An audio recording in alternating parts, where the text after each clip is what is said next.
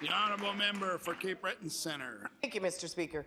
Mr. Speaker, my question is for the Minister of Health and Wellness. Today, right now, all elective surgeries at the Cape Breton Regional Hospital are cancelled, and all 30 patients or so who are admitted in the ER will remain there on a stretcher, hoping someday, sometime they'll get a bed. There is simply no room to accommodate the need on our island. While the hospital is following protocol in cancelling surgeries, the root cause of the cancellation is the fact that there are no beds for surgery patients to recover in. However, funny enough, at the Glace Bay Hospital, 25 beds sit empty. Mr. Speaker, does the minister really think that this is the best use of our resources?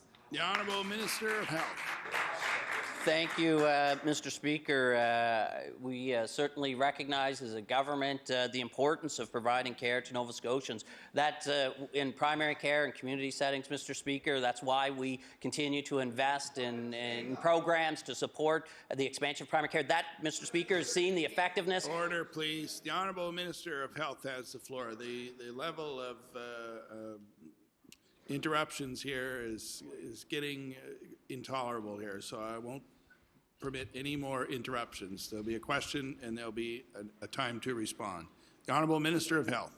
Thank you, Mr. Speaker. As I was saying, the effect, Mr. Speaker, of our investments and the work that we've been doing, we've seen the number of people in Nova Scotia registered for a primary care provider from this time last year to this time this year, Mr. Speaker, over the past year has reduced by 12%. That means 12% fewer Nova Scotians are registered looking for a primary care provider. The steps that we're taking, Mr. Speaker, are working. We have more work to do, and we're committed to doing that work. The Honourable Member for Cape Breton Centre. Mr. Speaker, the surgeries are cancelled for today. How can the minister stand there and say that you're improving? The surgeries are cancelled for today, and all 30 people are sitting or laying on a stretcher in the emergency room. That is not progress. Mr. Speaker, the redevelopment plan includes 12 new beds in the emergency room and 12 new beds in critical care. But even after considering the new non-acute care beds in North Sydney and New Waterford, we still have a net loss of 18 beds in industrial Cape Breton. Mr. Speaker, the minister can stand here until he's blue in the face. This is not an improvement for Cape Breton. It may be in 5 or 10 years, but what, Mr. Speaker, is the minister doing for these surgeries and patients today? The Honourable Minister of Health.